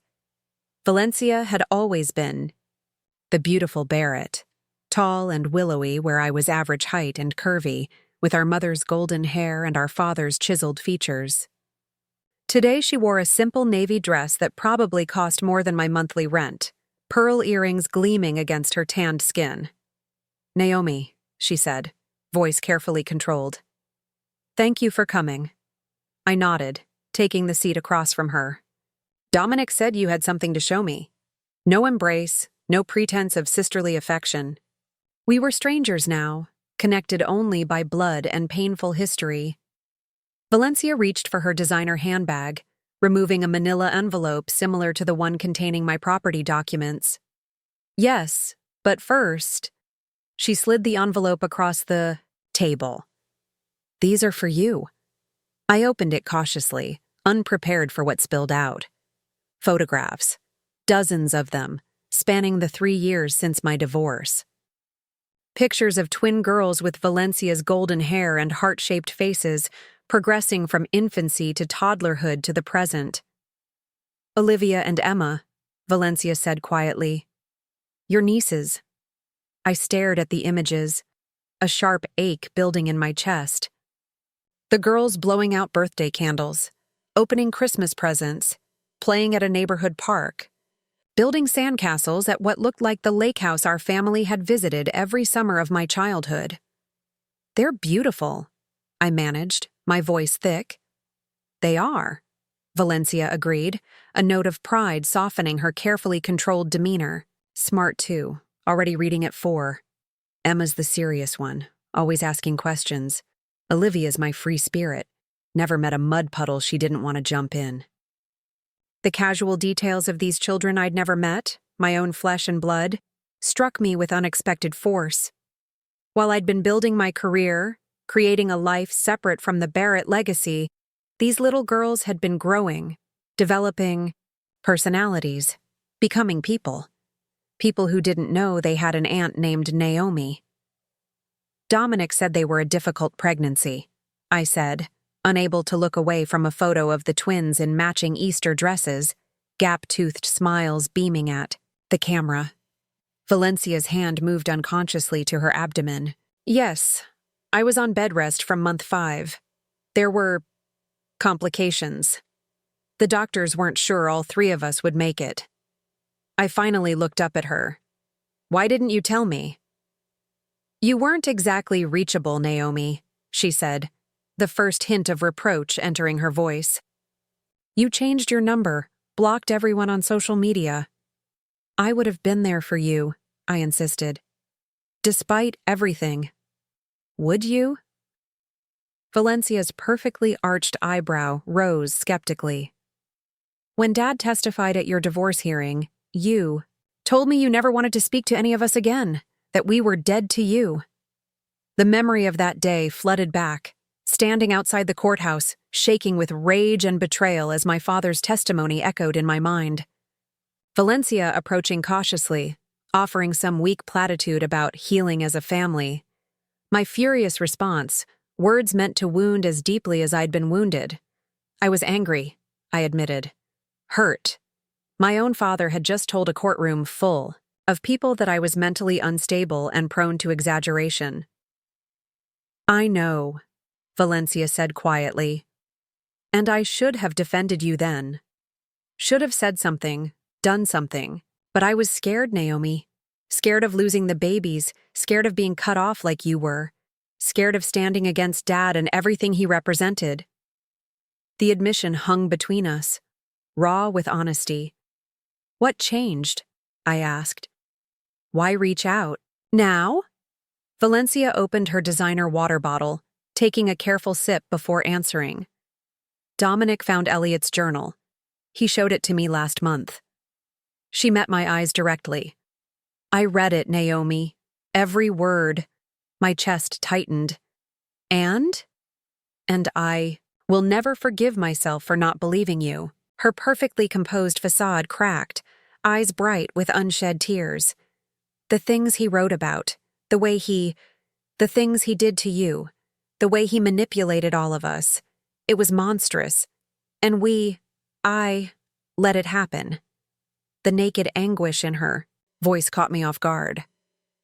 Valencia had always been our mother's daughter, controlled, proper, emotions tidily managed. This raw display was entirely new territory. It wasn't your responsibility, I said, the words automatic but hollow. Wasn't it? Valencia leaned forward intently. When my sister told me her husband was hurting her, and I chose the easier path. Of doubt? When I stood by while our family disowned you for telling the truth? She shook her head sharply. No, I failed you. We all did. A server approached, and we both straightened, Valencia instantly regaining her composure. We ordered Cobb salad for Valencia, tomato soup and half sandwich for me, and waited until we were alone again before continuing. I've tried to reach out before, Valencia said. After the twins were born, then on your birthdays. I sent cards to your department at the college. This was news to me. I never received anything. Valencia's expression hardened. I had a feeling. That's why I started sending things to your office directly, with tracking. They were always marked as delivered, but you never responded. I never got them, I repeated, confused. Not a single card or note. Elliot, Valencia said, the name like a curse between us. It must have been. He still had connections at the college, people who owed him favors. He must have arranged to intercept your mail. The possibility was sickening, but entirely plausible. Elliot's need for control, for isolation of his victims, wouldn't have ended with our divorce. But why? We were already divorced. Because he couldn't stand to lose, Valencia said simply. Not you, not the family's allegiance. According to his journal, he was obsessed with making sure you remained cut off from us, even after the divorce. It gave him satisfaction to think of you alone, abandoned. The cruelty of it, the calculated, patient malice, left me momentarily speechless. Even after I'd escaped the marriage, Elliot had continued to shape my reality, to deprive me of potential. Reconciliation with my family? He's still controlling us from the grave, I said bitterly. With the house, with this journal, orchestrating conflicts and revelations even in death. Only if we let him, Valencia countered. She reached across the table, hesitantly touching my hand. When I didn't pull away, her fingers closed over mine. We have a chance to choose differently now, Naomi, to be a family again on new terms. The childhood nickname, unheard for years, sent an unexpected pang through my chest. Naomi and Val, the Barrett sisters, once inseparable despite our 3-year age difference. Our food arrived, creating a natural pause in the conversation. We ate in silence for a few minutes, the weight of the past and possibilities of the future settling around us like the cafe's ambient music. The girls ask about you, Valencia said eventually, pushing her half-eaten salad aside. They've seen your picture in old family albums. They call you Mama's sister who lives far away. The simple description brought a lump to my throat. What do you tell them? That you're smart and brave, that you teach students about important books, that someday they'll meet you. Valencia's gaze was steady. Was I wrong about that last part? The question demanded an honesty I wasn't sure I was ready to give. I don't know, Val. There's a lot of water under the bridge. Dad and I— He was wrong, she interrupted firmly. Completely, unforgivably wrong. And he knows it now, though he's too stubborn to admit it. Dominic showed him the journal? I asked, surprised. Valencia shook her head. Not yet. He's trying to find the right moment, the right approach. No, Dad. His pride is complicated. That was certainly one word for it. Judge Theodore Barrett's pride was the immovable object around which the family had always orbited, adjusting our trajectories to avoid collision with his outsized sense of dignity and correctness. He testified against me in court, Val, I said, quietly. He chose Elliot, a man he'd known for a few years, over his own daughter. I know. Valencia didn't try to defend him, which surprised me. And that may be unforgivable. I wouldn't blame you if you never wanted to see him again. She paused, considering her next words carefully. But Mom, she's different now. Softer. The cancer changed her. She regrets everything that happened. With you. She had cancer, I said, the reality of it still sinking in. And no one told me. Dad insisted, Valencia explained. Said you'd made your choice and didn't get to come back just for the crisis. Mom wanted to reach out, especially when the prognosis was uncertain. She was afraid of dying without making things right with you. The thought of my mother facing mortality alone, believing I'd abandoned her rather than the other way around, was almost unbearable. She's okay now?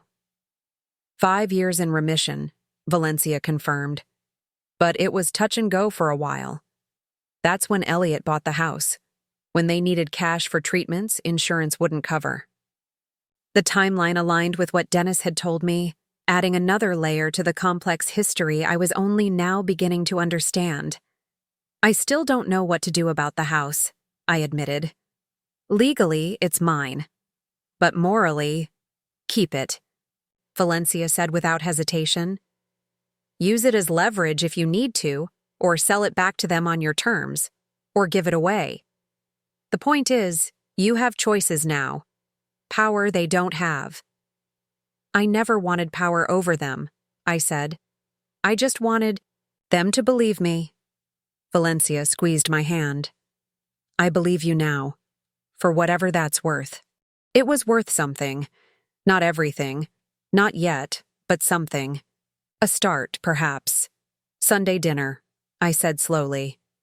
If I come, what happens? Whatever you want to happen, Valencia said. You set the terms. You decide how much or how little to engage. I'll run interference with Dad if needed. The girls would love to meet their aunt, but if you're not ready for that, we can arrange something separate. The offer was generous, acknowledging my hesitation while leaving the door open for reconciliation. It was more than I'd expected from Valencia, who had always been our father's daughter in matters of pride and forgiveness. I'll think about it, I said. She nodded, accepting the non-commitment with grace. That's all I ask. She hesitated, then added, There's one more thing you should know. Mom and Dad are at the courthouse today, meeting with their attorney. They're trying to figure out if there's any legal way to contest Elliot's ownership of the house. There isn't, I said immediately. I've had it reviewed by an estate attorney. The purchase was completely legitimate, if secretive. Valencia smiled slightly. I figured as much. Elliot was too smart to leave legal loopholes. She gathered her things, preparing to leave. Just be prepared. Dad may try legal maneuvers before he accepts the situation. Let him try, I said, with more confidence than I felt. He's not the only Barrett who can be stubborn, Valencia laughed, a genuine sound I hadn't heard in years. No, he's certainly not. She stood, hesitating before asking, Can I hug you? Or is that too much too soon? The question was so unexpected, so nakedly vulnerable, that I found myself rising and stepping into her embrace before I could overthink it. She smelled the same, expensive perfume with undertones of the vanilla lotion she'd used since high school. And for a moment, I was transported back to a time before Elliot, before the divorce, before the family fracture that had defined the last 3 years of my life. "I've missed you, Naomi," she whispered against my hair. "So much." "I've missed you too," I admitted, surprised by the truth of it. We separated, both blinking back tears, aware of the curious glances from nearby diners. The Barrett sisters, reunited. No doubt it would be all over town by dinner. The fundraiser, tomorrow night, Valencia said as we walked toward the exit. "Dennis asked you?" News really did travel at light speed in Mapleton. "How did you know that?" His assistant called to confirm my auction donation this morning, mentioned he was bringing a special guest. Valencia's smile was knowing. "Dennis Calloway has been half in love with you since 10th grade, you know." "That was a lifetime ago," I protested, but felt a traitorous warmth in my cheeks. "Some things don't change," Valencia said with a shrug. "Like how my big sister blushes when she's flustered." Outside the cafe, we paused in the spring sunshine, suddenly awkward again, the weight of all our unspoken history settling back around us. "Think about Sunday," Valencia said, not pushing, just reminding. "I will," I promised. And this time, I truly meant it.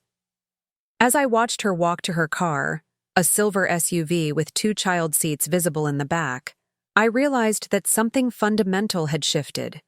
For 3 years, I'd held my family collectively responsible for my father's betrayal, painting them all with the same brush of culpability. Now, the monolith was fracturing, revealing the individual choices, regrets, and possibilities for redemption that had been obscured by my own pain. Valencia, Dominic, my mother, even my father. All distinct people with their own motivations, constraints, and capacities for change. The realization didn't erase the hurt, but it complicated it in ways that felt strangely like hope. Back at the hotel, I found myself opening my laptop and doing something I hadn't done in 3 years, looking at my family's social media accounts. Valencia's Instagram was full of the twins, their chubby faces and milestone moments carefully documented. Dominic's church page showed community outreach events, holiday services, his own 3 children growing taller in each successive photo. And there, on my mother's seldom updated Facebook page, was a picture that stopped my scrolling cold. My parents standing on the front porch of their home, my home now technically, with a handmade sign reading 5 years cancer-free. My mother looked thinner than I remembered, her smile more tentative, but undeniably alive and healing. The sight of them there, celebrating a victory I hadn't known they needed to win, drove home all I had missed. All that had been kept from me, whether by Elliot's manipulation or my own defensive retreat. With sudden decision, I reached for my phone and texted Dennis. "Fundraiser tomorrow night. Count me in." His response was immediate. "Excellent. I'll pick you up at 7. Wear something that makes you feel brave. Brave." The word resonated unexpectedly. Coming back to Mapleton had required courage, but staying, facing my family, confronting the past, considering a future that included reconciliation, would demand a different kind of bravery altogether. I glanced at Elliot's journal, still unopened, on the desk.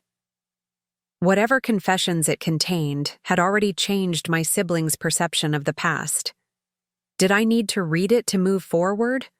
Or would doing so only keep me tethered to pain I was finally beginning to release? After a moment's hesitation, I picked up the journal and placed it in the hotel safe. Not today. Maybe not ever. Elliot had controlled enough of my life. He didn't get to control my healing too. Instead, I reached again for my phone and typed a message I'd never expected to send, To Mom. From Naomi. I heard about your cancer. I'm glad you're better. I might come to dinner Sunday. Not promising anything, but I'll think about it. Her response came faster than I'd anticipated. My darling girl. Nothing would make me happier. Whatever you decide, know that I love you. Always. Have always will. Simple words that somehow bridged a 3-year silence. Not forgiveness. Not yet. But perhaps the beginning of something new, built on the ashes of what we'd lost.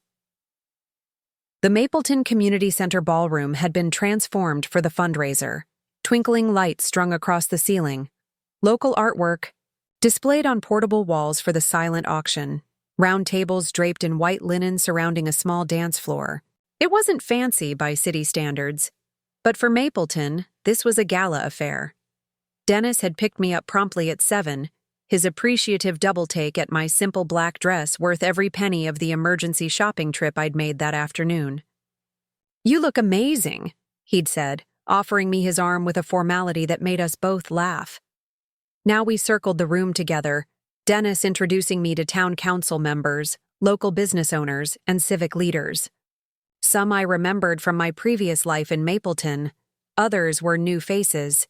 All greeted me with varying degrees of curiosity and warmth. Professor Barrett, how lovely to see you again. Helen Abernathy approached, champagne flute in hand, her smile tight at the edges. And with our handsome mayor, no less. Hello, Helen, I said pleasantly. Beautiful event. Thank you. The reading program is so important for our community's children. Her gaze flicked between Dennis and me. I was surprised to hear you'll be at the Barrett Sunday dinner tomorrow.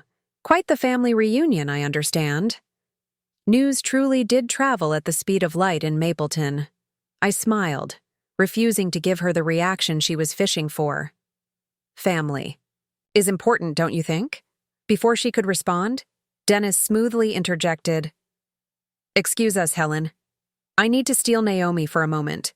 Mayor duties, you understand. He guided me away, his hand warm at the small of my back. Sorry about that.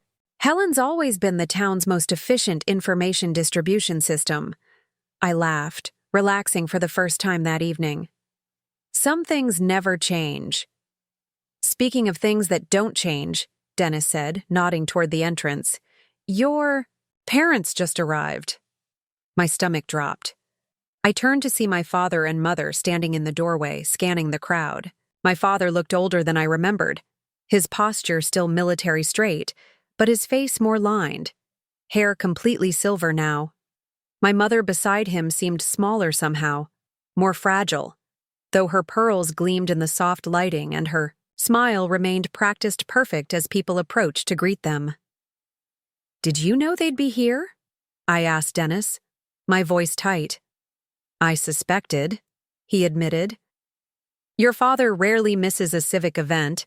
We don't have to talk to them if you don't. Want to? I took a steadying breath. No, it's fine. Better here than tomorrow, maybe. Neutral ground. Dennis squeezed my hand. I'm right beside you. We made our way across the room, my heart hammering against my ribs with each step. My mother spotted us first, her eyes widening, hand clutching my father's arm to alert him. His head turned, gaze finding mine across the crowd, expression unreadable. Naomi, my mother said when we reached them, her voice wavering slightly. You look beautiful. Thank you, I said, suddenly awkward, hyper-aware of curious onlookers pretending not to watch this public family reunion. You look well, Mom. Theodore. Eleanor? Dennis greeted them warmly, breaking the tension. Good to see you both. The silent auction has some incredible pieces this year. My father nodded stiffly. Mayor Calloway, quite an event you've put together. The committee deserves the credit, Dennis said graciously. Your wife's contribution in particular, the watercolor series, is drawing a lot of attention. This was news to me. You're painting again? I asked my mother. She nodded, a genuine smile softening her features. After the cancer, I decided life was too short not to do things that bring joy.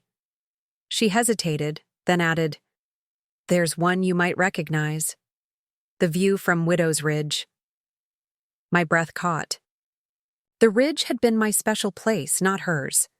That she would paint it, donate it to this auction, it felt significant, a message I wasn't sure how to interpret. "I'd like to see it," I said. My father cleared his throat. "Naomi, perhaps we could speak privately for a moment?"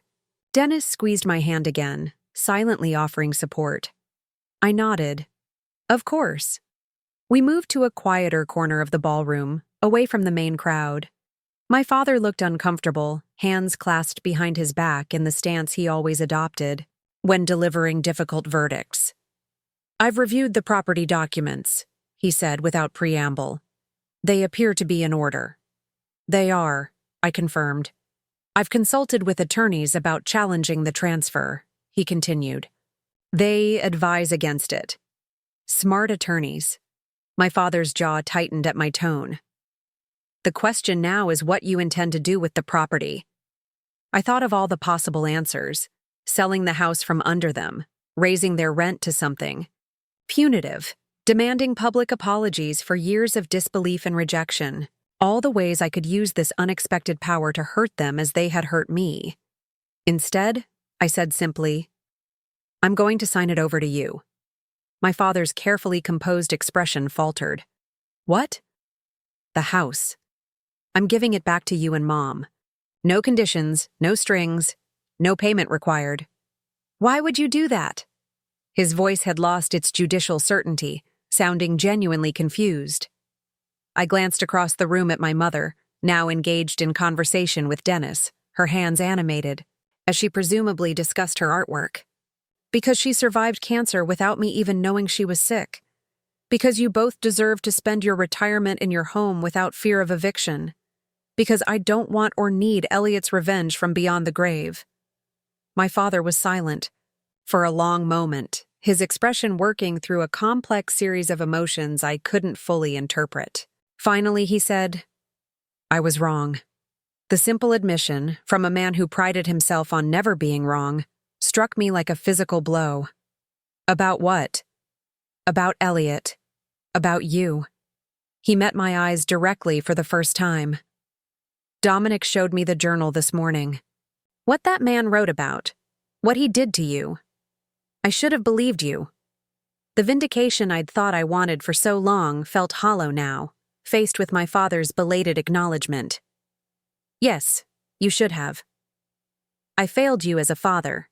He continued, each word seeming physically painful for him to speak.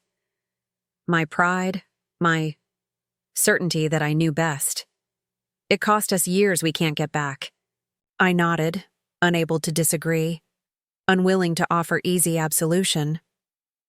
"I don't expect forgiveness," he said, surprising me again. "But I would like the chance to try to earn back your trust. Somehow." Across the room, Dennis caught my eye, his expression questioning. I gave him a small nod of reassurance. "Sunday dinner," I said to my father. "I'll be there. We can start there." Relief flickered across his face. "Your mother will be pleased." "This doesn't fix everything," I warned him. "There's a lot of hurt to work through." "I know." He straightened his shoulders, the familiar judge's posture returning. But Barretts face difficult things head-on, always have. For the first time in years, I felt a flicker of pride in the family name, in the resilience that had sustained generations of Barretts through wars, economic hardships, and personal tragedies. That same resilience had helped me survive Elliot, rebuild my life, and now, perhaps, find a way back to my family on new, stronger terms. "Yes," I agreed. "We do." As my father moved away to join my mother, Dennis approached, concern evident in his expression. "Everything okay?" I took his offered hand, feeling anchored by the warmth of his fingers intertwining with mine. "Not yet," I said honestly. "But maybe someday." He smiled, understanding without needing further explanation. That's a start. Yes, I agreed, looking around the room at my past and present colliding in unexpected ways. That's exactly what it is, a start. Up next, you've got 2 more standout stories right on your screen. If this one hit the mark, you won't want to pass these up. Just click and check them out.